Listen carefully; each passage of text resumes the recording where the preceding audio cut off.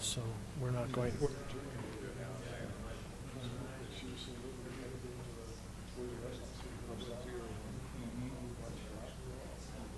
Go. Yep.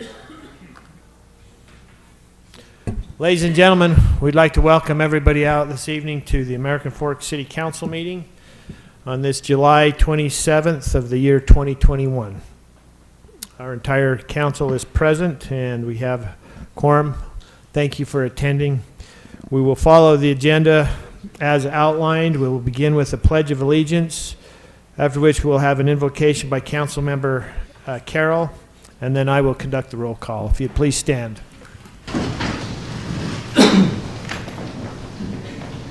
I pledge allegiance to the flag of the United States of America and to the republic for which it stands, one nation, under God, indivisible, with liberty and justice for all.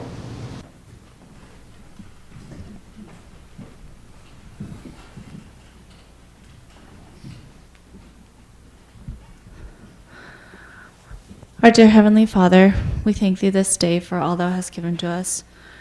We're grateful for our city, for the camaraderie we have in the council, for the hard work of city staff. We're grateful for the residents of American Fork City and the patience that they give with us. Please bless us that we will have Thy Spirit with us as we strive to make wise decisions. In the name of Jesus Christ, amen.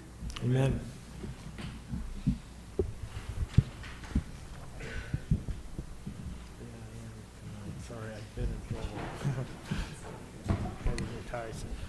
Okay, I'll now conduct the roll call. Councilmember Hunter? Here. Councilmember Shelton? Here. Councilmember Barnes? Here. Councilmember Carroll? Here. Councilmember Taylor? Here. Okay, we'll move on to item number 2. We set time on the agenda for those that wish to make public comment. We would ask you limit it to 2 to 3 minutes. I've received one in person. And I'll call him up first, but others are welcome to follow him. I'm going to ask Aaron Davidson to come forward at this time.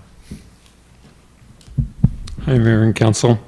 In 2 minutes, I don't have a lot of time to tell the whole backstory. So I just want to address the immediate issue in that I feel that the AFPD is operating slightly out of line in grammar requests. I was charged with what I believe to be unjustified disorderly conduct at an Alpine School District meeting. And I submitted a grammar request to the AFPD for information. I did get a response from them. They said they would fulfill it. They found some items that I am of record of. I'm the subject of the record. And they said that they wanted to charge me $20 for it. So they charged me with something. Then they want to charge me $20 to get the information to defend myself, which kind of sounds like extortion a little bit, but anyway, beside the point. I went through the code to find out what fees they could charge. The Utah State Code under GRAMA 63G-2-202 says access to private, controlled, and public documents, except as provided in section 11. A government entity shall, upon request, disclose a private record to the subject of the record. Okay, so state code says they shall submit it to me. Later in section 63G-2-203, government entity may fulfill a record request without charge and is encouraged to do so if it determined that the individual requesting the record is the subject of the record. Okay. And then in 63G-2-203, paragraph 1, it says the government entity may charge a reasonable fee to cover the governmental entity's actual cost of providing a record. And this is why I came here, is this next sentence. It says, this fee shall be approved by the governmental entity's executive officer. So as the council of the City of American Fork, I assume that you are the executive branch of the American Fork Police Department, and that fee, if done, would be approved by you personally. I went through the city code, city code says,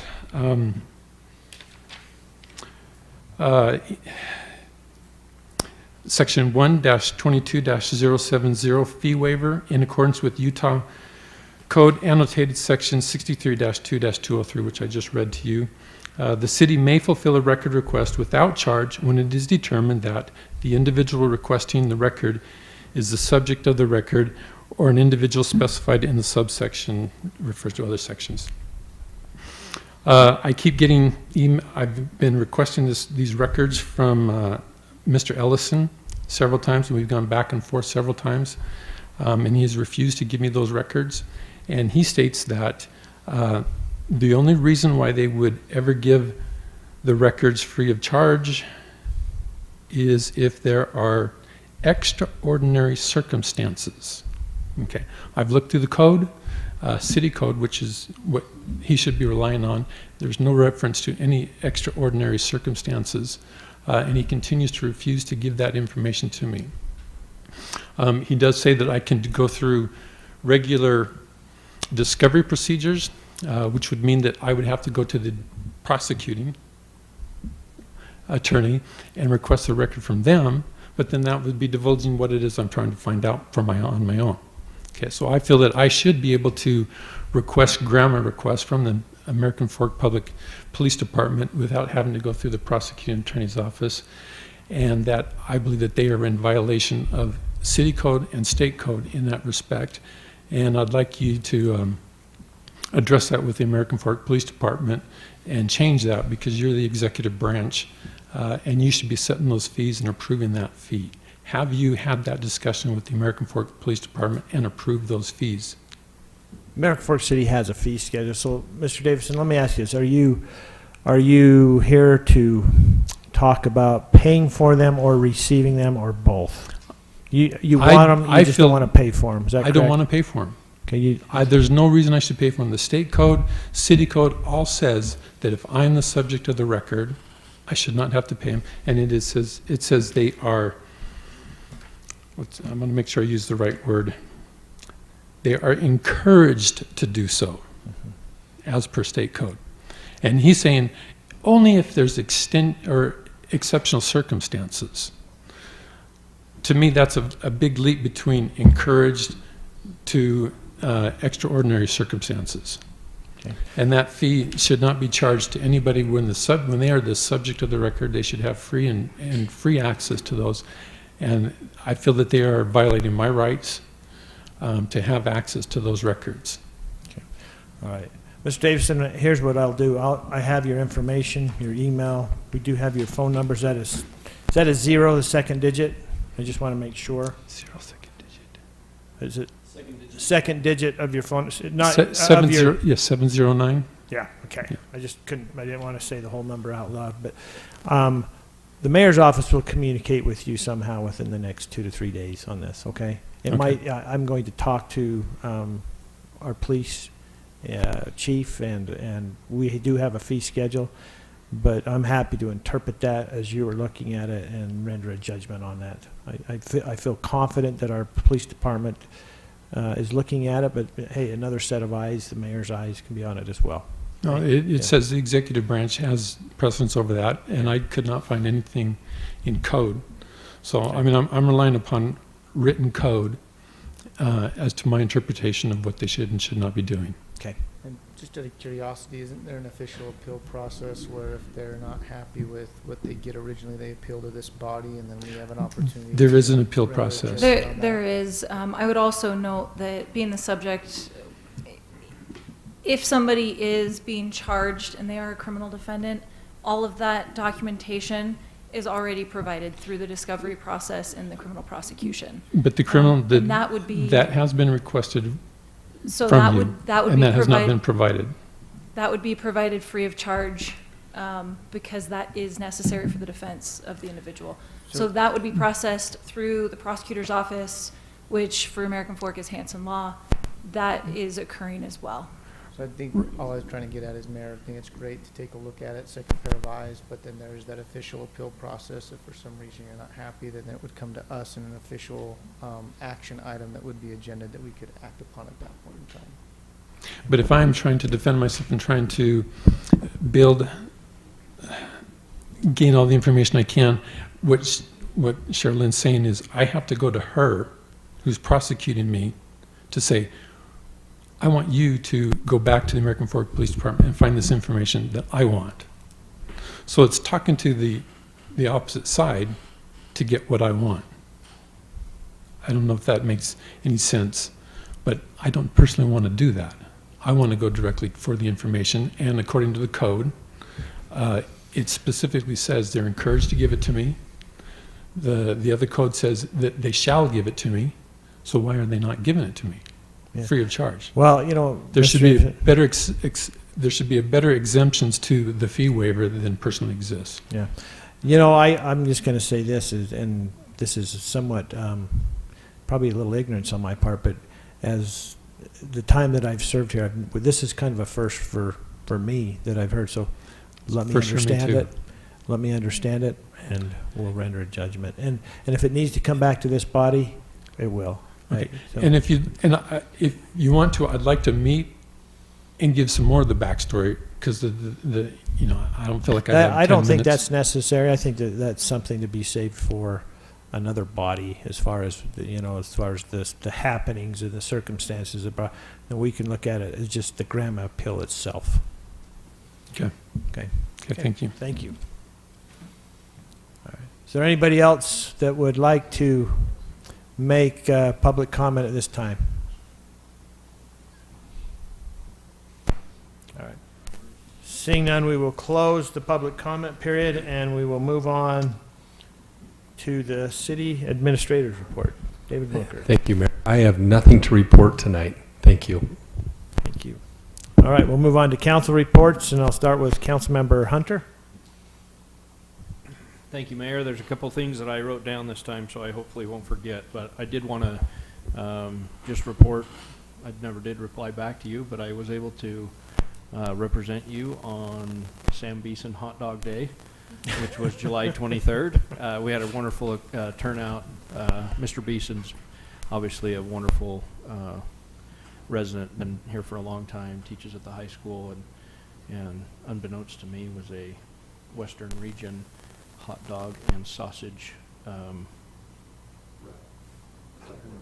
I call it an ambassador. Ambassador. Thank you. That's the right term. The ambassador for that. So, at any rate, we had a wonderful time. Turnout was fantastic. It just so happened that the fire crew that was on call that night that was able to come up was also the crew that saved their home early this year in January when it caught on fire. And it was kind of just a wonderful opportunity for them to get together under differing circumstances. So it was awesome. One thing I neglected to mention last time in my report was my kids graduated from the first Youth Citizens Academy with the American Fork PD, and they had an absolutely wonderful time. I don't know if Chief's, there he is back there, but had a wonderful time, and it was very enlightening to them, junior and senior in high school, and I think probably have a different perspective on perhaps what our officers go through on a daily basis. So wanted to thank them for that. And then just as a report on Parks and Trails, we did have Camden and I've discussed recently some options for on that south end of town, just regarding some neighborhood comments and stuff down there. So still proceeding with that. So that's my report. Okay, thank you for that report. Councilmember Shelton. Nothing to report tonight, Mayor. Councilmember Barnes. Sorry, but nothing to say. Nobody has to say sorry before that. I set you up for that. That was the whole point. Councilmember Carroll. And I was actually going to say that I'm happy to report that I have nothing to report.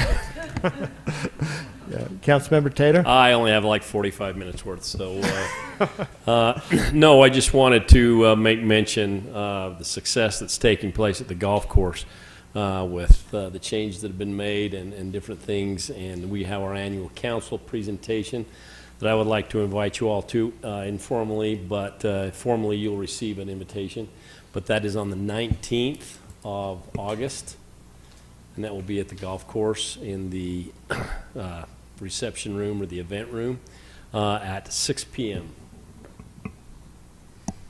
So there's a chance that we will tour the facility there at the north end of the driving range, BYU's facility, as well as go over all of the numbers and all of the things that have been happening and show you kind of the state of the golf course during that time. And that is all I have, Mayor. Okay, thank you for that report. Item number 5 for the mayor's report. I think it's weighing heavily on my mind today and has been for a few days. If those that have any touch point to the senior center over the last decade, Ray Greenwood, who is kind of a mainstay there, he's there every morning. He stays until well into the afternoon and has served on our board, and he passed away this last week. And actually had an incident there while he was volunteering and was taken to the hospital. And but just if you know Ray, he just was always there to make people happy. And I've been texting his son a little bit over the week, and every time I hear his name, it just makes you happy. Even during COVID, when he could not be in the facility because of his age and he was coming every day through the drive up, he made everybody happy just driving through for a few minutes. So we will miss Ray Greenwood. His funeral arrangements are set. His burial will be Saturday at the American Fork Cemetery. All right, we'll now move on to the common consent agenda, consisting of the 4 items that are before you. I'll just ask Tara Lynn, has there been any mention of changes to the minutes on items number 1 or 2? No. Common consent agenda. Okay, I have a motion by Councilmember Taylor, Second? second by Councilmember Shelton. Then I'll call for a vote. Mayor, sorry, I didn't get a chance to get this to Terry Lynn. I apologize. On page 7, and I realize this isn't really the official document, but in the 3rd paragraph, the reason the city will continue to own this section is that the city may need an undermined portion of the property. I think it's an undetermined portion of the property and not an undermined. Well, maybe undermined. And it may be both. That's, I'm just raising the question, but. That's on, Okay. that's on action item 2. That was action Yeah. item 2. I read that myself. Yeah. All right. Because you're here, yeah. All right. I guess we have a motion. Can we amend that motion, Councilman Yes. Taylor, to include the? Mayor, I think what he's referring to is actually not in the common consent items. It's in action item number 2, not. Oh, I common thought it consent. was. I apologize. I see what you're saying, yeah. For some It's reason, not I in the thought it approval was. of the minutes? Skip everything I just said. Okay. yes. He'll come back to that comment. Okay. All right. So we have a motion and a second, and I'll call for a vote. Councilmember Barnes? Aye.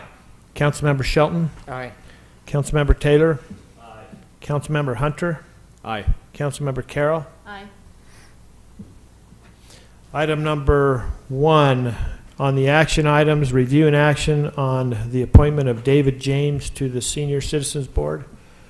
Is David here by any chance? Okay. David, we had a bio on you. Is there any questions you have for bio? We can drill you with questions if we want.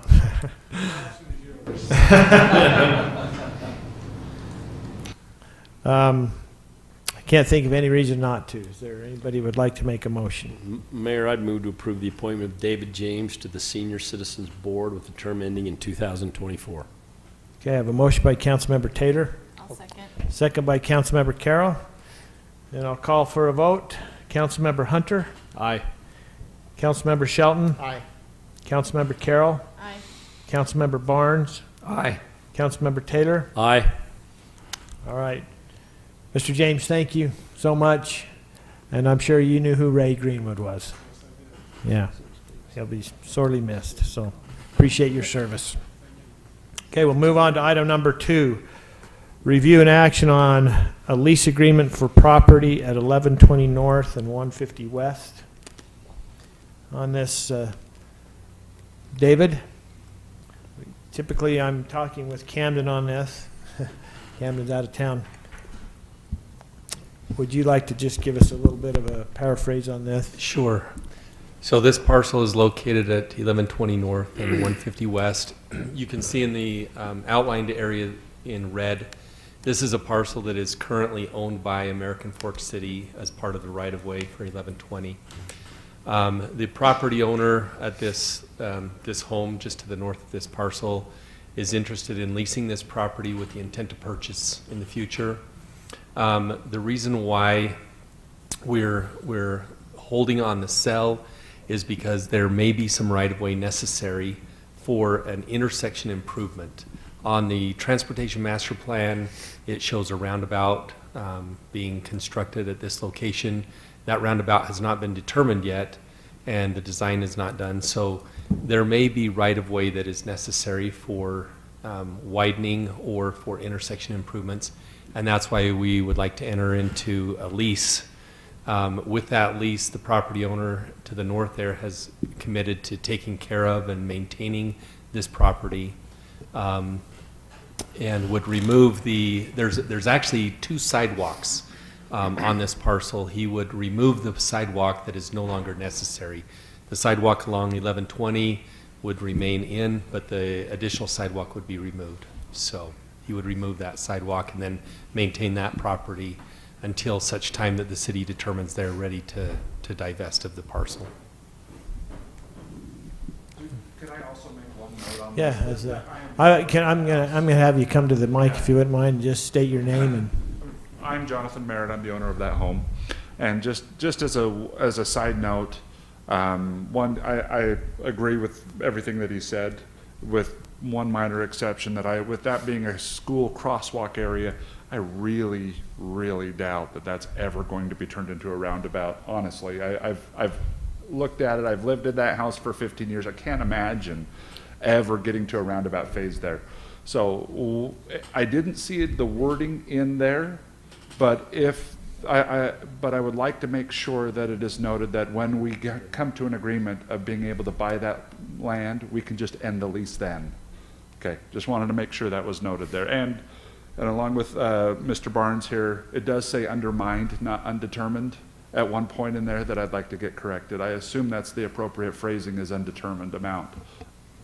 So I did see what you were saying, but thank you. That's all I have. But yeah, thank you very much. Mayor, with that change noted, having reviewed it, I make a motion to approve the lease agreement with Jonathan and Carrie Merritt for a portion of city property located 1120 North and 150 West. And just thank you for taking care of that property for 15 years. Quite frankly, it's nice to see people that have pride. So even though it wasn't yours. I would like it taken care of better. We've kind of relied on the city, to be honest, and that's caused quite a bit of weeds in my yard from the lack of maintenance that's happened there at times. I'll second it. Kevin would like to second that. Okay. Just because I screwed everything. I have a motion by Councilmember Shelton, second by Councilmember Barnes, and I'll call for a vote. Councilmember Carroll, Aye. Councilmember Taylor, Aye. Councilmember Hunter, Aye. Councilmember Barnes, Aye. Councilmember Shelton. Aye. Item number 3 is a review and action on an ordinance amending section 17.4.608B and E of the American Fork City Development Code regarding requirements for mixed-use development. Thank you, Adam. Thank you, Mayor. I'll just give a little background on this. So this refers to the area within the TOD, the mixed-use core. If you recall, fairly recently, the council amended this section to allow the mixed-use component of 25% ground floor area for all, for buildings that abut streets other than 200 South. The recent amendment allowed that 25% to be clustered in one area or in a completely separate building. The proposal before you tonight further requests to further amend that in some various sections. The main takeaway from the amendments tonight is that it would further reduce the area in which the 25% is required. One of the proposals of the amendment tonight is to limit it to the business core loop, and then core collectors. So as you can see on the map before you, there's 200 South, which is in purple. What they would like to do is take the 25% requirement and use it basically on 11th West and 9th West, and then also the yellow road, the business core loop. Right now, the way the code is written is that it would be applicable to all roads within that core area, which is the red area. So what they would like to do is further limit it to the blue roads and the yellow. Another component would be to allow residential uses on the main level, even on those roads, but with they would be built to basically a commercial standard, so they could be they could transition to commercial uses in the future. Another request would be to allow live-work units, which in practice we've done. So that's, in practice we've allowed that. They just thought it might be, they just requested to formalize that, but that's something we have allowed other developments to do to meet that component. So they could be like a salon or some kind of a home use there that the public could walk in to a portion. And then there's just other, I believe some other clarifying language that they'd like to add. The Planning Commission discussed this back and forth. The Planning Commission ultimately recommended against this change. Basically, the Planning Commission felt that by further reducing the area in which the 25% mixed use was required, just kind of lessens the overall vision for what the council and the Planning Commission had for this area, with it being mixed use in the future. They could see, like I said, they went back and forth. I can understand the reason for the request, but I also have concern that it would ultimately develop out strictly residential or largely residential if the requirement were further reduced or taken away altogether. I know the applicants are here. They would like to speak to you. I just wanted to give you a little bit of background, and then we can answer questions if you have some. So, Does anybody have questions for Adam right now? Right here. Yeah, can you give me some sort of idea of how many other roads would be local roads if you go back to the map? So if we go to the map, typically there are some local roads shown in red. Those would largely be the local roads within that area. So what they would like to do is eliminate those from the requirement and just focus solely on the blue. Okay. And yellow, obviously, for when that further develops. And purple. Purple is 200 South, and so that requirement is still 100% equivalent to the ground floor. Yeah. The other areas are 25%. And again, that was recently amended to allow that to be clustered or in a separate building, and that was a proposal you had before you about a few months ago, maybe. Adam, tell me on the, maybe specifically speaking from 200 South to the north, as that's developed and internal roads are put in, there's not a requirement within those roads, is there? The way the code reads now is that on all roads other than 200 South, any building that abuts a road. Any road. Any road. Private or otherwise. Mhm. Okay. Yeah, it just says abutting a street. That's the language right there. It doesn't differentiate between private or public. The argument was that they feel that it's onerous to require that the market doesn't support that at this time, and that it would just the corridors along 11th and 9th and the business loop would be better suited for commercial. Again, the Planning Commission listened, they had questions, but in the end they were just worried that it would kind of take away from the overall mixed use vision that the city had for that area. So that's why they sent it forward with a negative recommendation. Thank you. Okay. Any other questions for Adam? Okay. And again, the applicant's here and would. I think we can so. hear from the applicant if he would like to address. If you'd please state your name for the record. Now, I have to say this, it's been on my head, so I saw you there. You're the applicant that talked us into this. I'm representing the applicant. Okay. My name's Mike Hathorn. I'm with Community One. Okay? The mixed use part of this was not mine. I was against it before you put it into force. I met with Councilwoman Carroll about it to discuss it, and did some follow-up with Councilwoman Carroll as well as with Adam to try and offer some perspective that went past just what it was you were trying to do. Because what you're trying to do is, I completely get it. It's solid in terms of wanting to generate an environment that's going to be supportive of mixed use. The way that particular part that you added, the text amendment to add the mixed use requirement is flawed. It's important to understand that on the developer side of the sheet, they're subject to two forces. They're subject to governmental policy through zoning, which primarily in a conventional setting is going to regulate use and density, which are quantity issues.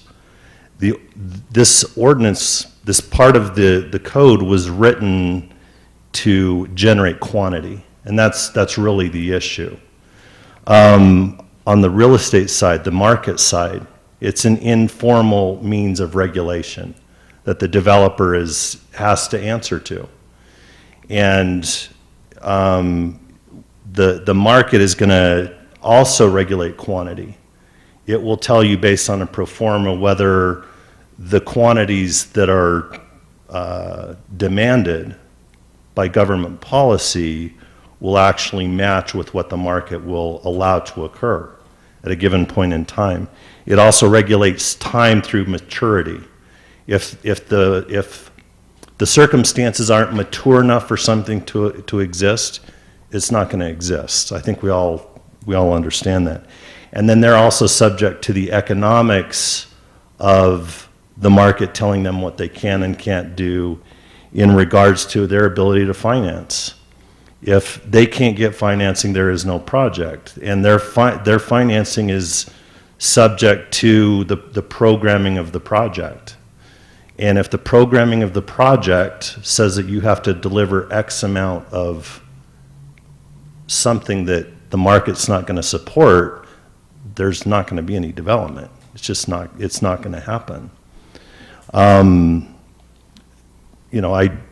I raised this as an issue then, and I'm raising it again now because what you're experiencing out there is since you've passed this ordinance, you've had one approved project.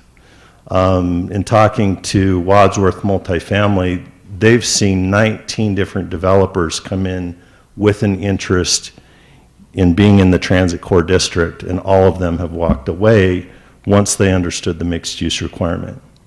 And it's not that they don't want to do it, it's the market won't allow them to do it.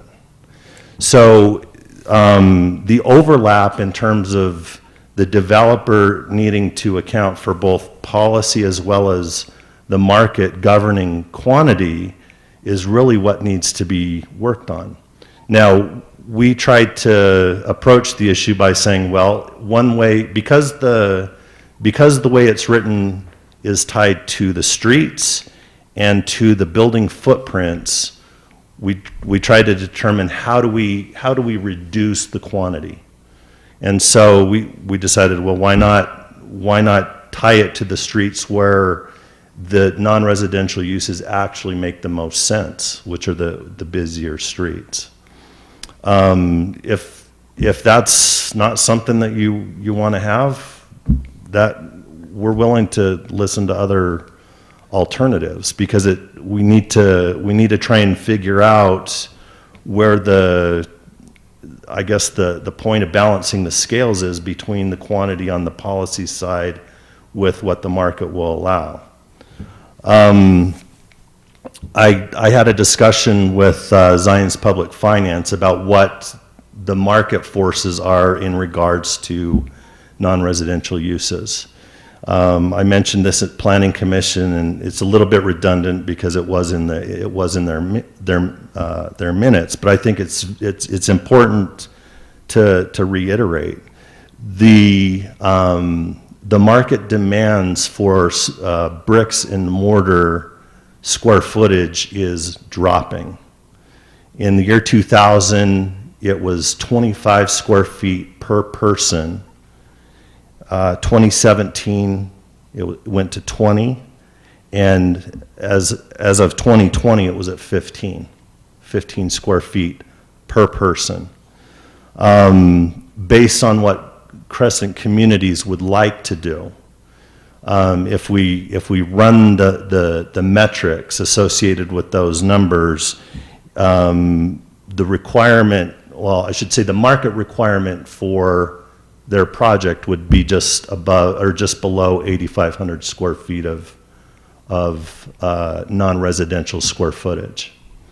But that's not how the system works right now. The system works based on the design that they come up with and taking into account the ground floor square footage of the buildings and then any streets.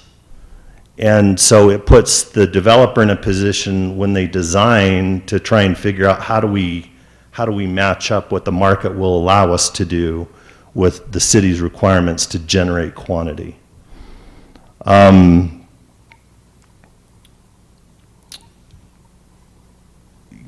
Crescent Communities is very interested in the location.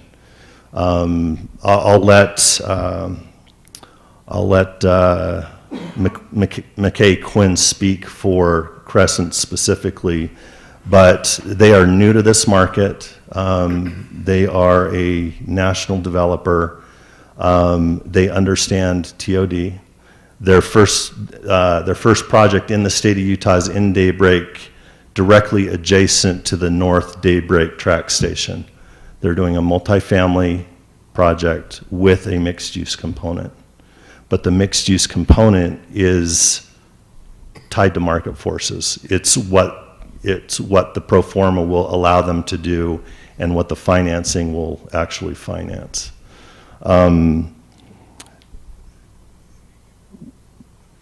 While the staff isn't supportive of the recommendation on streets, like I said, that was simply an opportunity to say, well, this is how quantity can be reduced so that the two can balance, so that quantity can balance on the two sides. That's what has to. That's the point that has to be wrestled with. If there can't be some sort of adjustment to have the two work in conjunction with each other, policy and market, Crescent may be the 20th developer to walk away from the transit core. I would like to see them there. I think they're very well positioned to deliver a great project and to do it with a mixed-use component. They just can't do it at the quantity that the rules demand. If we can't figure out how to make that work, you're gonna see a lot of non-activity in the transit core until things catch up. And there's issues relative to the ability for the area to mature, as as it pertains to access. It's an access poor area that's going to need some assistance, and 200 South isn't going to be viable with the 100% requirement for quite some time, because 200 South, it's not what it needs to be. It'll get there, as we all know, but it's going to take some time. So, I mean, we want to find a way to make things work, and this was really our best attempt to try and deal with that. The other aspect that staff wasn't supportive of was the idea of allowing space to flex from one use to another. That's a very common practice in other markets. We're just not as, I guess, astute to making those transitions here in Utah. But that's a way to kind of to flex into what can occur today and allowing for the transition for tomorrow. The live work aspect is in essence the same principle, and it's something that you've already put into play. With a live work unit, there's no requirement that the work portion be work, but it's flex space that can be utilized for non-residential uses if there's a market to do it. So whatever approach you take, I think I think it's important to look at how do we make the intent of what you're trying to do with the mixed use requirement actually work and not stifle development in that particular district. And if you have any questions for me, I'm happy to answer anything you might want to ask. Does the parcel that you're looking at for Crescent Homes, does it have any of the streets that are? It has streets on 3 sides. Yeah, Well, but actually, it has streets on 4 sides. Any of those proposed streets as? Yes, on 900 sides? West. Based on how we wrote it, yeah, we would have 900 West to accommodate, yes. 900 West, okay. Yeah. The property sits between 900 West, 1,000 West, 350 South, and 250 South. So there's streets on 4 sides of the property, which is part of our conundrum, because that generates a quantity amount that if the number's too high, the project doesn't work. And the other component we ought to look at here, and this is tough because you got a blank canvas and you're just looking at it, and we drew and said, this is what we'd like this used to be, and this is what we'd like this used to be. But as we look at that business district core office to compensate and get that counterbalance to the residential side for the work-live aspect of it, if that continues to remain agricultural for a long period of time, it's going to be very hard to, I don't know, drive more of that commercial aspect. I've been a big fan of the flex space. I think I've seen it other parts. I like the idea of flex space where you can go from residential to commercial, and I think that actually gives the property owner a lot of opportunity to where the market's at. I think the live-work ratio has been turned on its head during COVID. I mean, it fast forward probably 20 years in forcing people to need to work from home. And now when you say work, live, I kind of joke we have a home occupational business license, but we probably have to go ask half the city to be able to get one because they're all working from home right now, or have been, and many still continue to do because they see that. Or there's a flex, half the work week they're still working at home. Yeah. I don't know if we've seen the total change that's happened, and I think that it's going to continue to change and evolve and adapt as technologies do. So that's one reason I like the flex space idea, is that it does allow the property owner to be able to switch that from one use to the other depending upon market demands. What we're talking about with this change, just to be clear, is I'm looking at the map and I'm looking at the red area. It's the orange roads in the red area is what we're looking at. Is that what I'm understanding? That we're looking at eliminating. Yeah. Yeah. That's what this will affect. Yeah, so we've got the purple road, the yellow road, and the 2 blue Blue roads. roads. And I think there's a pink at the bottom, but I didn't know if that, The pink is actually on the edge of the 2 districts. right. So I don't know if the pink on the north side would require it. Technically, I believe it would. I mean, Adam can clarify that, but yeah, I believe it's, because it's subject to that transit core district, so. So as we're looking at this, again, it's just Yeah. the orange roads that we'd be affecting, which is pretty much your interior roads that are there, which would have less traffic to it. I mean, I can see the argument for it. It's hard to come in and say market's determining this because, man, 5 years ago, I was helping clients invest in business-oriented hotels because they tend to do better during recessions, and then COVID hits, and guess what happens? Business travel stops, and guess which ones are rebounding right now? It's your leisure hotels, not your business. So it's hard to know, and that's why I like the flex idea, is it allows the property owner, because I think as a city, the last thing we want to do is have a vacant building, because that doesn't do anybody any good. It's really hard. We saw that during 2008 down in Provo, where they used to do those signs. I don't know if you remember that campaign Provo City did on Center Street when they had all the vacancies. And they would put a paper up there, and you as a resident would go write what kind of a business you wanted there. And then they shared that results with the business community, trying to entice people to come down. It's really hard when you have those vacancies that are there. So I can see that from a development standpoint, as well as from a city standpoint. They hate to build it and just have vacant areas, but. Well, the thing is it unless you have extremely patient money, it's not going to get built.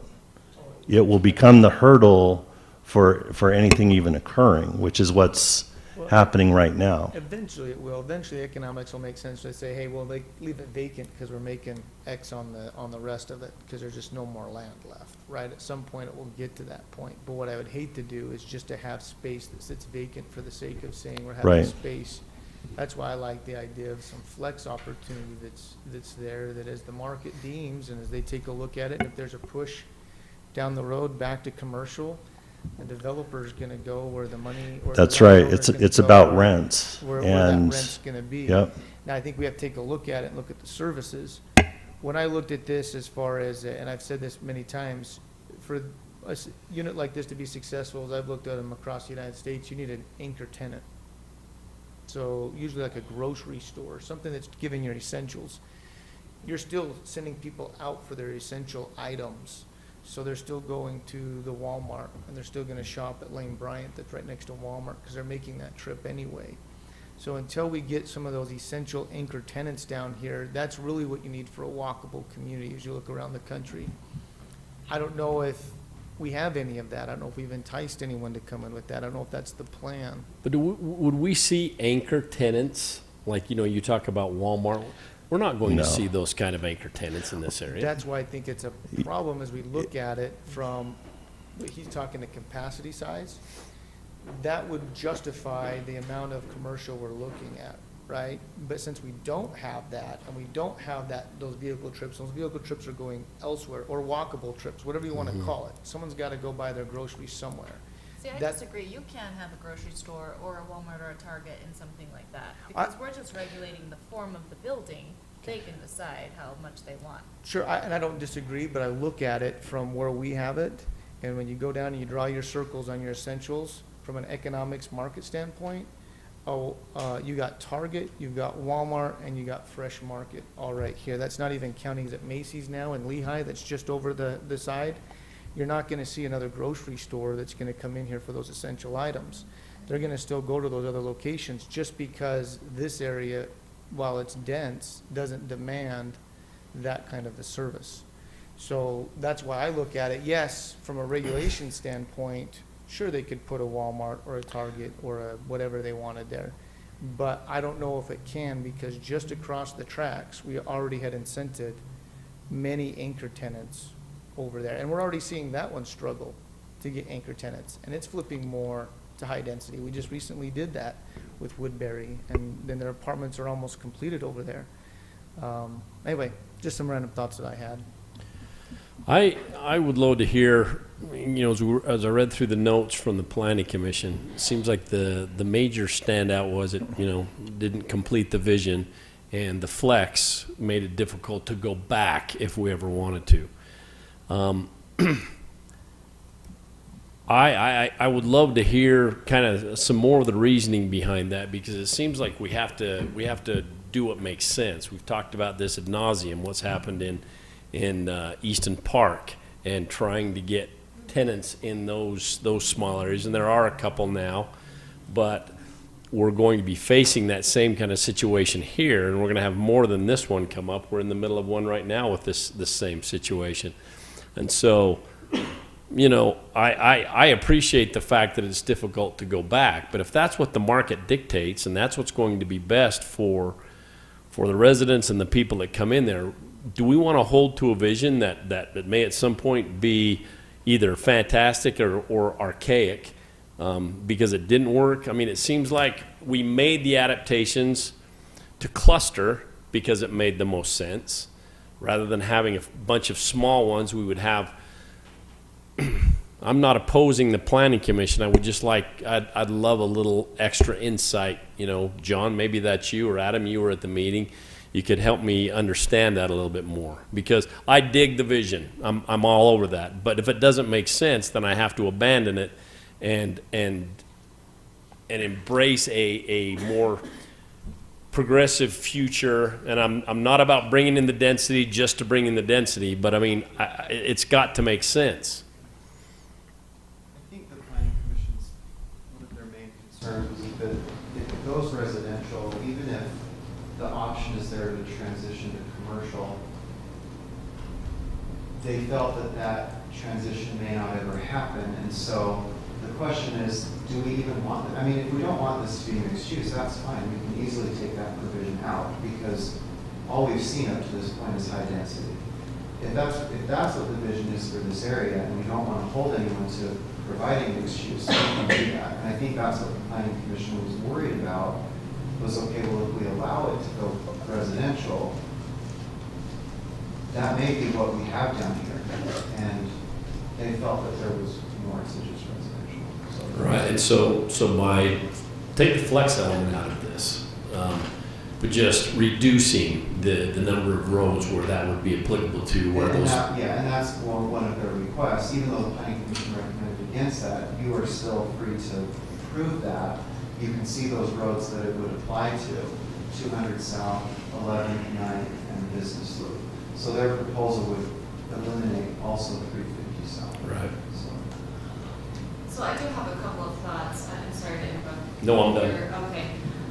One of them is, we recently, I think maybe a year ago, added this commercial component. I don't remember. Yeah, it was fairly recent, and then even more recent was the allowance cluster. Well, at the time, we knew that it would be difficult for developers, and we still designated that as our vision because we wanted to create a place that had some sort of mixed-use component and created a community feel and allowed for some walkability. I too am very afraid if we just say, okay, make it flex space. I do not think that we're delivering what we have promised residents we were going to deliver here. As far as reducing, I think we should have a conversation about that, but the flex space, I don't see that working for what we have envisioned for the area, and I feel dishonest and disingenuous. How do you bridge the gap, though?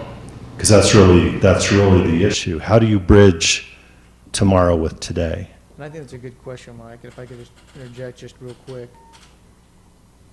Adding the flex actually gives you the opportunity for that vision to be realized. Reducing it just keeps it stagnant. You've made your choice, you set it in stone.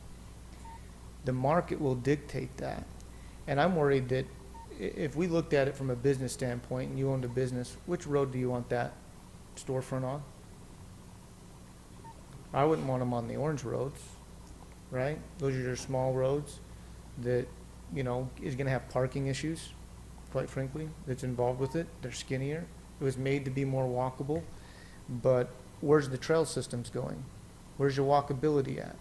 So I look at it from a business standpoint. That's where I want it. But maybe if we make that flex space in the orange, instead of saying, hey, just reduce it and do high density, you give that opportunity that 5-6 years down the road, market forces switch. And I do believe that the market does dictate. I'm a big believer in capitalism. I see that with investors all the time. They're going to take a look at it and say, gosh, I can get a tenant and I can increase my rents 30% and go commercial. we're gonna flip that commercial. It makes sense to be able to do that.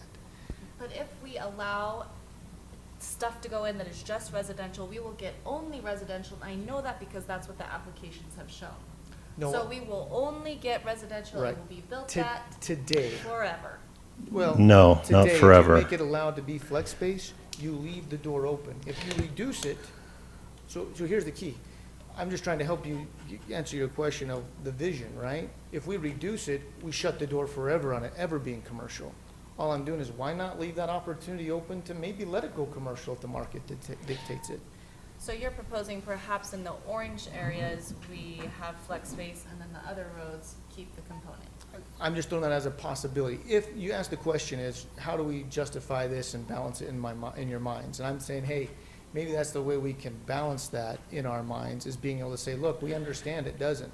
There's gotta be some creativity out there, because I've seen it, I've been there, I've stayed in a hotel next to one of these that has the flex space opportunity. We've gotta be able to look for that creativity that we could build in here to say, yeah, it's easy to be able to flip that. And maybe Ryan has a better insight with construction, or anyone else that's here that could take a look at that and say, yeah, you can flip it. Of course, there's gonna be an upfront cost to it, but at some point, the market may dictate that that makes sense. And then we open the door back up to it. Maybe I'll just give you my thoughts. We had a similar thing come up when I was on the planning commission, and I'll probably restate some of those thoughts.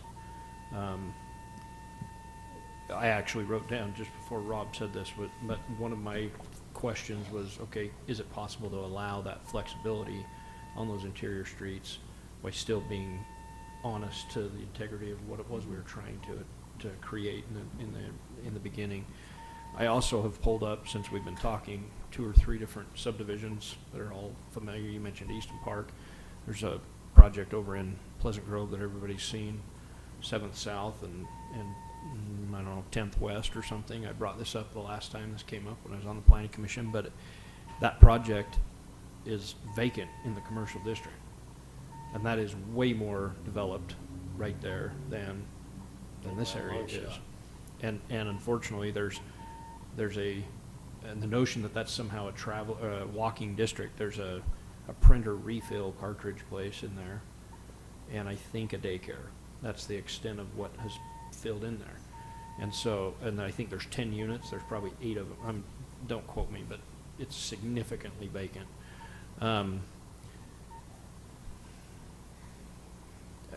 I struggle with it. I'm coming in a little bit late on the what was created, and so for me, I also don't want to chase off great developers who do have a vision for what this could be, and perhaps have, I don't know anything about this developer, but having the ability to take national experience and put it in an area and say, now, I would disagree with Councilman Shelton that it'd be 5 or 6 years. I think it's a long-term window, honestly. But no different than State Street, Main Street, that was all residential. And now it's being developed as a commercial because it makes the most sense, and the market dictates that, hey, I can tear this house or repurpose it as an accounting firm or whatever, a flower shop or whatever it is, right? And now that makes sense for that project. Now, hopefully it's not 75 years, but I don't think it's 5 or 6. But in essence, I would agree a little bit that it's, as the market can dictate, but still somehow being, because, we want a vision. It's a similar feel for what I feel like downtown. We have to have a vision for what that is, and then stick to that to the extent, or at least do as best we can to remain honest and genuine to what it was that we were trying to create there. But if everything we've tried to create there is running as many as 19, say it's half that. Maybe it's only 10 that have said, this is ridiculous. If that's 10 developers that are basically saying this code doesn't work, maybe we should reconsider what it is that they're suggesting. So I think what Mike is proposing is ways to those creative ways to make it work. If you feel that this warrants more discussion in a work session, we can go through each of those, or you can consider what he's proposed tonight as those creative ways to make it work.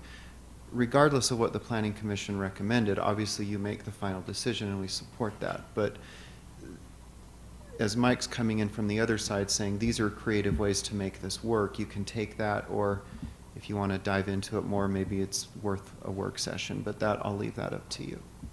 And if you did that, then obviously the motion would be to table and then bring it back. But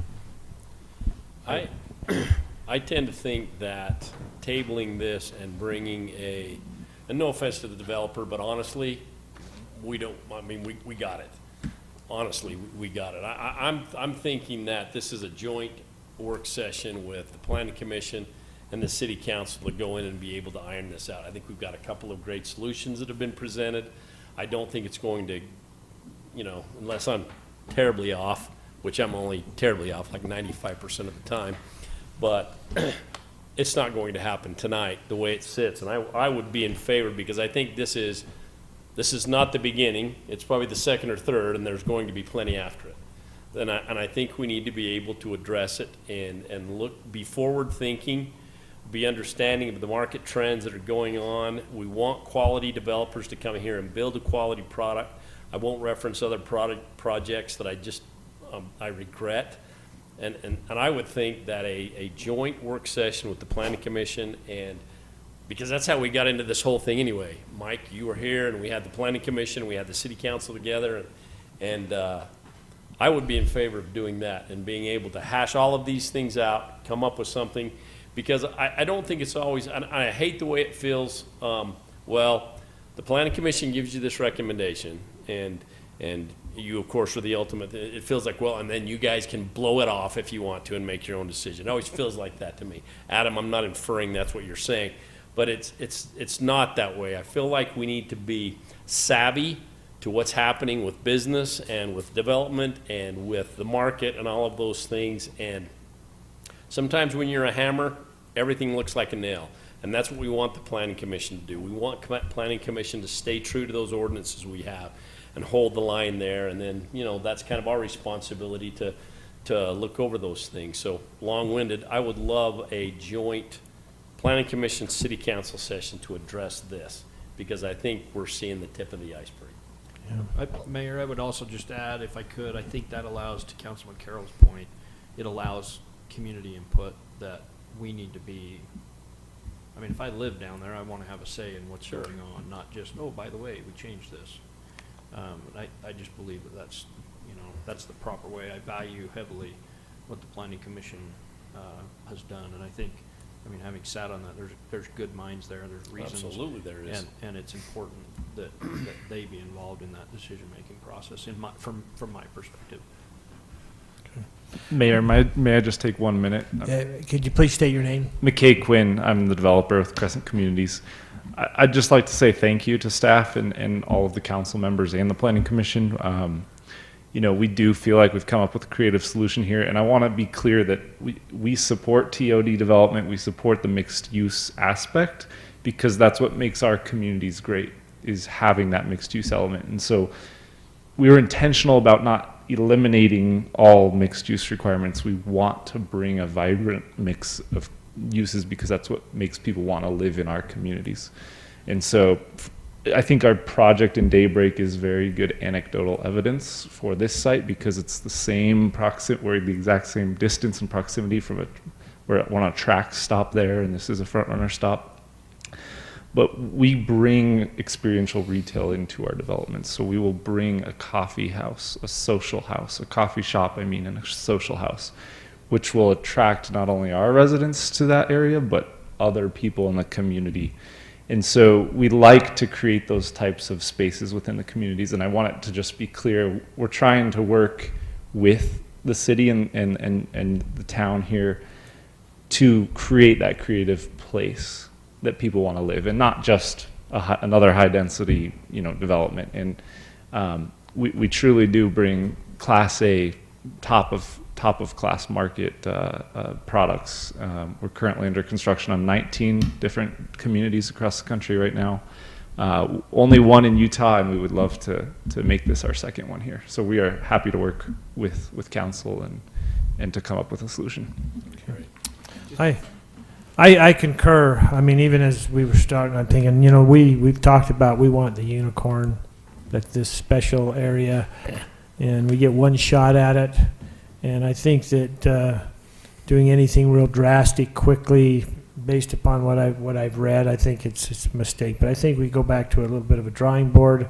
We bring people together. Maybe there's another way, and I think we're open to that. At least I am. Any other comments, council? Just maybe one quick one and then a couple of questions. I totally support the idea of getting back together with the Planning Commission and taking a look at this. I think the Planning Commission has done exactly what they were asked to do and interpreted it and stated it the way it should be. The question I have, and I was trying to find it, somewhere in my mind, I've got the idea that something like 19 other people have already tried to do this, and none of it was approved. Why haven't we heard from any of those 19? You guys are the first ones out of 19. I'm not accusing you, but when somebody comes and tells me I'm number 20, and I haven't heard from any of the 19 others, then I wonder, were they really interested, or where are the numbers coming from? I'm not asking you to answer that. I'm just floating out that for discussion, and if Adam or Mr. Scott or somebody wants to address that, I would entertain that, but I think it would be better in the work session, in all honesty. So They're not making it to you because they can't get past their own pro forma. They're stopping at the broker. I talked to, I'm going to guess, around 10 of those 19 because they were referred to me to kind of vet what the requirements were, and they hit the mixed use and they're done. Now they're not equipped the way Crescent is, where Crescent already accepts this is what we want as part of our program, but they're subject to the same set of rules in terms of if the quantity is too high relative to that mixed use, they can't. Their financing won't allow them to move forward. But they could do the same thing that these guys are doing, is all I'm saying. And none of them have chosen to do that. That's all I'm saying. You're right. None of them have chosen to do that for whatever reason. And again, I don't want to discuss it right now. I just want that out in the air for people to think about. Because I like a bigger vision of what's really happening. No offense, but we've got your interpretation, and that's all we've got. I don't have any of those other 10 people or 20 people or 5 or whatever that have said anything. Right. Well, invite the brokers to your work session and you can hear from them. Well, it'll be public knowledge if that's what we choose to do. But again, I would move for that. Just to vote for it. One item I would ask is if, as I read through it, it felt as if through the discussion with the Planning Commission that flex space couldn't happen because of 2 different design standards or inspection standards or build specs. It's hard to sometimes assume what was discussed in the meeting just based off the written minutes. So I would ask that if that's the case, that we have staff research and be prepared at that meeting to help inform us about flex space, where it has been successful. Mike, I'm sure you could help out, and Crescent as well, to work with staff in the collaborative effort to say, hey, instead of just saying, no, we can't do this, how has it worked in other areas, and is it really a possibility? So that's what I think would be very productive for me, of a big interest in that work session. So, Mayor, I would move to table item number 3. I don't know if there needs to be official language around that, but table item number 3, but help me with the language that would incorporate a quick turn or a quick scheduling of a Planning Commission City Council work session. Is that something we could work up for August, or is August full already?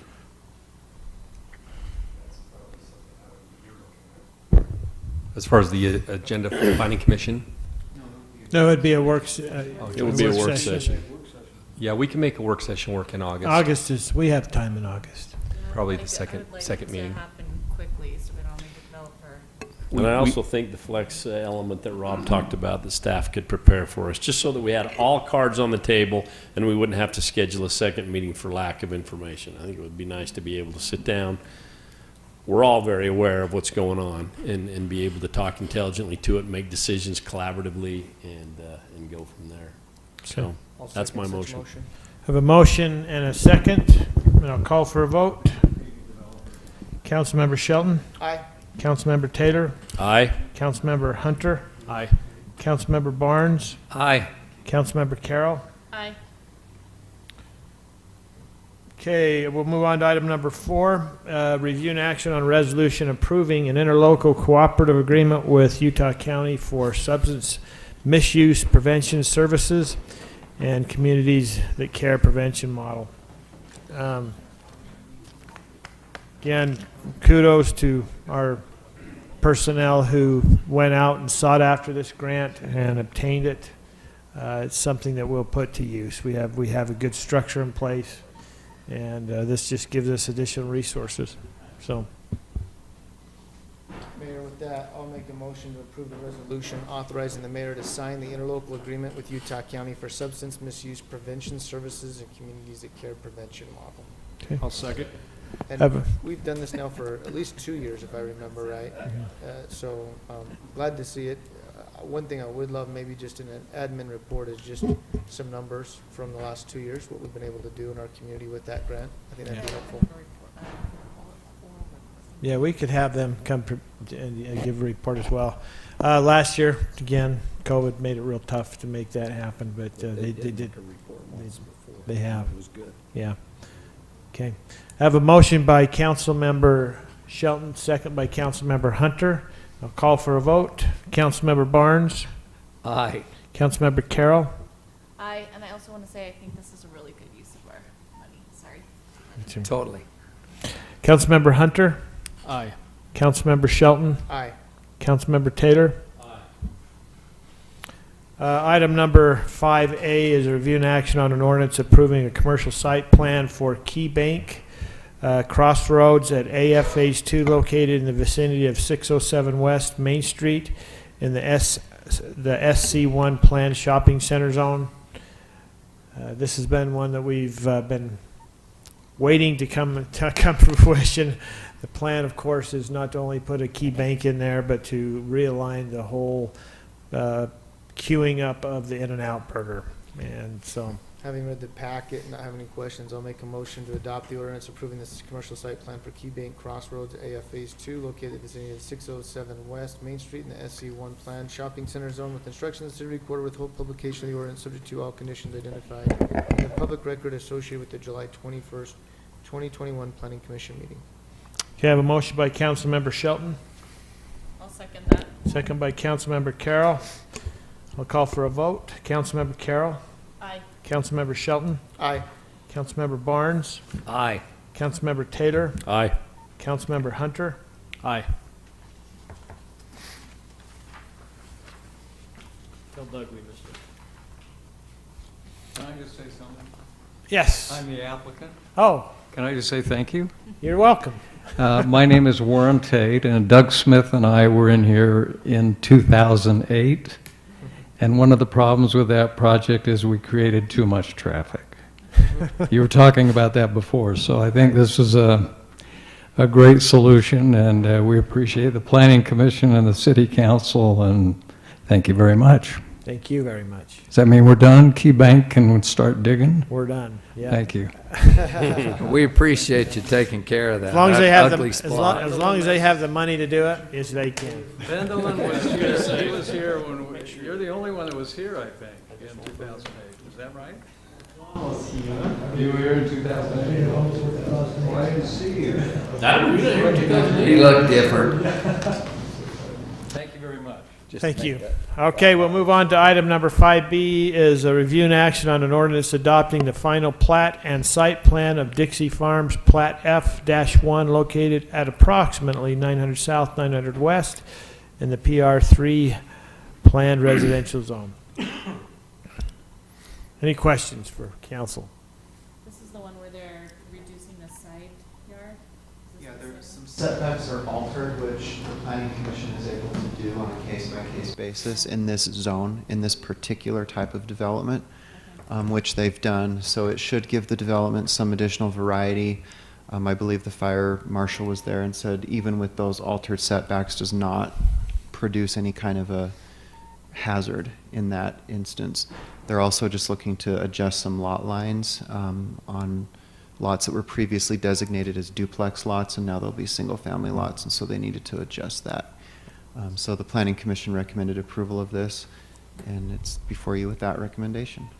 And I think it was in the packet, and I'm not remembering right now, why did they need to do it here and not other places?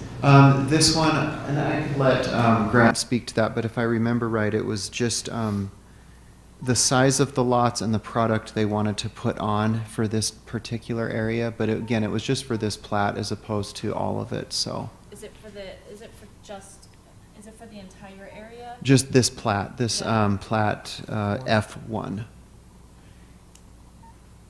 Okay, I'm sorry, I don't mean this to sound pretentious, but don't they decide the size of the plat, of the lots? The width of the lots? Yeah, and those meet the standards. They're not asking for any kind of alteration on that. All they're asking for is with these narrower lots, could they adjust the building instead of, basically it allows them to give a different option for a third car garage because they can't have basements. And then it also kind of gives some variation on how the buildings are sited instead of kind of a straight plane, if you will. And Grant can speak to that. He can come up and talk to that, so. If I understood it right, you'd still be doing the 2-car garage and the 3-car garage. I think I've only ever seen one 3-car garage. The third area always becomes, it's worse than lawnmower storage. Totally cluttered with everything. But I think it's a great idea, and I think the flexibility is good, and I'm all for it. Well, I'll just say, is there any questions for the applicant that None. you'd like to ask? Could I make one clarification? Absolutely. Please come. Please state your name, Grant. I'm Grant Lefkin. I'm the applicant. It's rare for me to make a correction to what Adam said, but I just want to make one correction, is that the common lot line, we're not going from a duplex to single family. It's just that where it was on an angle, and so fitting a duplex, we're just trying to straighten. So that was the only thing there. Everything else that Adam said was accurate, but I can answer any questions on the why. It's just to give us 3-car garages and to have front porches. That's it in a nutshell, rather than pushing the entry behind the garage and having 2-car garages because of that width. These are the smallest lots of Dixie Farm. That 10-foot reduction in the width makes a big difference as to what you can do in product design and architecture. Absolutely, but you decide the width. No, we decided to buy it, but we were not the applicant when we came in. We didn't work with the engineer of record to say this is the lot sizes we want. We came in after the plat has actually, this plat has already been approved, and this would create an approval for an amendment for the setbacks and that one lot line so that we can square up the duplex. So that was us coming in. We own it now. So we purchased the land after the plat was approved, but you're correct. If we had that input, we would have added that additional feet. So how many lots is this? I think that this one's about 60 lots, 64 lots. Now, the 64 includes 16 twin homes, or 16 units that are twins, so those aren't single family. So you take that off of the number and you're at 50 or 40 something. But yeah, it's really, as we were looking at it, we have product that we can fit a 3rd-car garage on, but what happens is that the distance between the setback and the garage was only 10 feet. And it's just not enough to put an entry at the front and living space. And so it was pushing the house, the livable part, behind the garage. And what we're trying to produce is something a little bit better where you can have a 3rd car. There's no garages, so we just didn't want to have all the cars parking in the driveway because they don't have any other place to store stuff.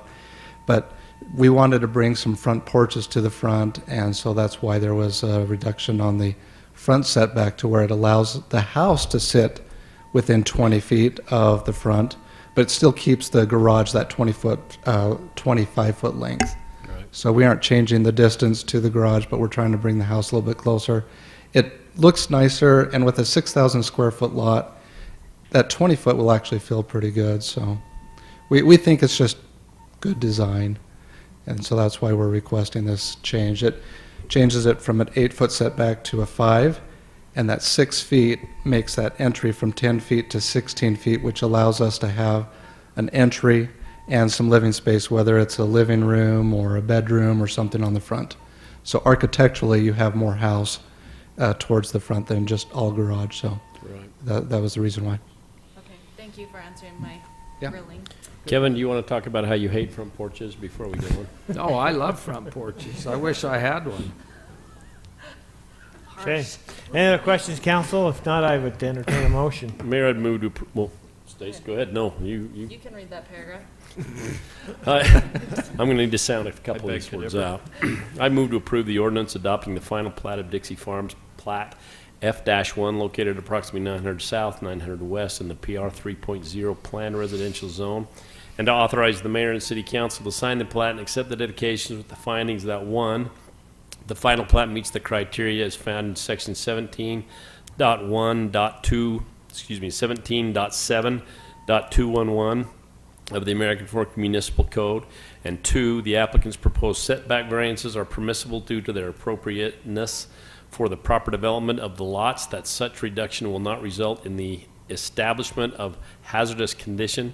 The city recorder is instructed to withhold recording of the plat and publication of the ordinance subject to all conditions identified in the public record associated with the July 7th, 2021 Planning Commission meeting. Okay. I'll second. Have a motion by Councilmember Taylor, second by Councilmember Carroll. I'll call for a vote. Councilmember Hunter, Aye. Councilmember Shelton, Aye. Councilmember Carroll, Aye. Councilmember Barnes, Aye. Councilmember Taylor. Aye. Okay, thank you. Item number 5C is a review and action on an ordinance approving a commercial site plan Maverick located at 500 East Auto Mall Drive in the PI1 planned industrial zone. Any questions from the packet? I'm thinking you are from Maverick, is that correct? You just looked so anxious right there, so you kind of sit up. So, does everybody understand where this location is? Okay. Is there any questions that we have for the applicant or for our staff? Mayor, make a motion to adopt the ordinance approving this commercial site plan for Maverick located 500 East Automobile Drive, the PI1 planned industrial zone with construction city recorder for the location of the order subject to all conditions identified in the public record associated with the July 7th, 2021 Planning Commission. Okay. Have a motion by Councilmember Shelton, Second. second by Councilmember Barnes. I'll call for a vote. Councilmember Barnes, Yes. Councilmember Carroll, Aye. Councilmember Hunter, Aye. Councilmember Taylor, Aye. Councilmember Shelton. Aye. Okay, thank you. That puts 2 Mavericks in our city. That makes us special, right? Yeah. We'll soon have 2 of them, so we've arrived. Pretty exciting to sit through this whole meeting, though, wasn't it? I'd have hated to miss out on any of that. Very exciting. All right, item number 6 is a review and action on a CDBG sub-recipient agreement for American Fork City culinary water line improvements. Scott is ready. Do we have any questions for Scott in regards to this? This is phase 9 of our culinary water. Been very, very fortunate over the years. I didn't know if we were going to get this one and had worked with a few mayors on this one, but we got her done. Yeah, I'm just glad we have it. Yeah, absolutely. I'm actually ready to make a motion. I move to approve the CDBG sub-recipient agreement for the American Fork City culinary water line improvements, CDBG 9, as presented, and authorize the city to sign the attached agreement. Okay, a motion by Councilmember Carroll. I will Second. second. Second. After Clark, I'll third it. I'll be a tertiary, Second by Councilmember Taylor and third by Councilmember Barnes. I'll call for a vote. Councilmember Shelton? Quick question, sorry, for discussion. Just wondering, after we go through and do this, are we then planning the next year to come in and do the asphalt on top of it? Is that the plan? It's coming right behind it. Yeah, it should be very soon right after. Okay. Aye, Mayor. Councilmember Barnes, Aye. Councilmember Taylor, Aye. Councilmember Carroll, Aye. Councilmember Hunter. Very much aye. Okay.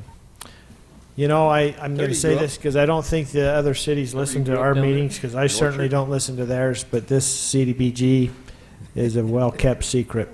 And Keep it that way. I'm going to stay on that board. So, anyway, and we do, and you guys present such in a very, very good fashion. So, okay, item number 7 is a review and action on a cooperative agreement with Udot for installation of engine brake restricted signs. Scott, go ahead and tell us what this is about. Mr. Mayor, members of the council, this is an item that is, the words from the UDOT representative to me were a housekeeping item that they needed to do. Years ago, I don't remember how many, but many years ago, the city passed an ordinance regarding the engine brake signs, but UDOT required at the time, but somehow apparently it slipped through the cracks, that there be an agreement then with the city that they will install the signs and we pay for them. So this is basically, they wanted us to make sure that we take care of this agreement and proceed with essentially what's already the case. So I would ask for your approval on that. Mr. Mayor, excuse me, Mayor, I would move to approve the cooperative agreement for the installation of engine brake restricted signs as presented, and authorize the city to sign the attached agreement. I have a motion by Councilmember Taylor, Second. second by Councilmember Carroll. I'll call for a vote. Councilmember Hunter, Aye. Councilmember Carroll, Aye. Councilmember Barnes, Aye. Councilmember Taylor, Aye. Councilmember Shelton. Aye. Item number 8, review and action on an agreement with UPRR to design the 300 West Pacific Drive intersection project. Scott? Mr. Mayor, members of the council, what this item is in this year's budget, there's a capital item that has been approved by the council for us to do some improvements at that intersection, specifically a signal and the rest of the improvements associated with that signal. One of the goals, though, that we have and want to be able to do is to get rid of the tracks at that location. That's really the long-term goal here, where we think it would be in the best interest of the city for not just the design of that intersection, but several places throughout that corridor, is to get rid of those tracks that are almost never used. To be able to do that and to even start and have the initial conversations with the railroad, they require this agreement to be signed that essentially says, okay, we'll dedicate time to you, to listening to you, to hearing, to helping you with the design of whatever you're asking for. But before we really talk to you, we want you to sign this agreement that says we'll dedicate time to you and that we're going to pay them for their time to listen to us. So it's that's kind of the way it is. We recommend approval. This allows us to move forward with designing that intersection, and the first step again is to approach them with the request and all the associated backup information to that request to get those tracks removed. So with that, ask for approval. Provides no guarantee that's going to happen also. That is correct. But even if they flat out say, no, we're not going to remove those tracks, but we'll go ahead and we'll still work with you on the design of the intersection, we still have to work with them on this and basically pay for their time to work with us on that design, whether the tracks stay or go. Right. So, Pretty special. Just Okay. out of curiosity, Scott, Earlier in the meeting. we talked about doing a study with UTA where the tracks would come down and transition to bus rapid transit somewhere in here. So we're saying we're getting rid of the tracks. How does that go in conjunction with what UTA is doing in their study and analysis on the bus rapid transit? so Counselor, that's all part of the big conversation that is going to be taking place. The tracks can be removed long before any bus route comes through. Sure. And we would hope to get them out actually as soon as possible. Well, we talked about maybe I don't know what would transition to bus rapid transit. You know what I mean? And that's just my only worries, if we're cutting it off too short, or are they already talking bus rapid transit switches in Lehigh? I know that UTA is of course, really looking at it. I may not be answering your question, I'm sorry, but I know they're part of this conversation. No, I mean, think that's tonight is important. just No, it's really, important. And then the other one that we tried with Pacific Railroad was back on Fourth West, which is actually a major concern, and they wouldn't allow us at all to widen that to try to get a dedicated right-hand turn lane right there. right. And Fourth West is something we've heard of for 10 years. It's a problem, and heard complaints from residents. It's a problem. So if we're going into this agreement, can we also do the design for Fourth West at the same time? Well, so we could design that intersection at the same time, but this agreement, what we're asking to do, would cover the discussion and the request to get the tracks removed through that whole corridor, including 400. So we were talking about removing the tracks. If this is approved tonight, that isn't limited to just removing the tracks at 300. It's basically from 100 East all the way to the Perfect. west end of the city. Which is great, but I thought you answered Councilman Taylor as saying part B of this is if they're not wanting to remove the tracks, they're at least going to work with us on designing 300 West. That's correct. My point is, For a let's, modest amount of money. yes, for a modest amount of money. If we're already paying them a modest amount of money, I feel like we ought to have a conversation with them about 400 West as well. That makes sense. That makes sense. I'll make sure that's part of the conversation.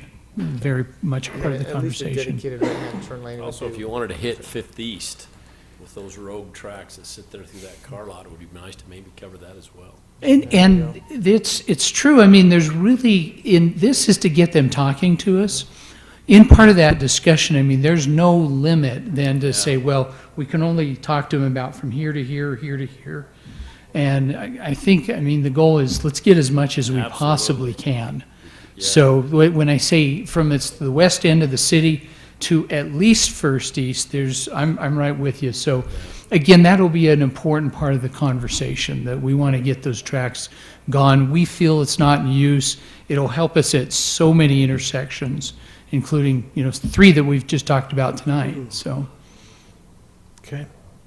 Hey, any other questions for Scott? And I'm sorry, I should just add one other thing. This is a not to exceed number. So again, hopefully it'll be less, but we're agreeing to at least, at most, that much.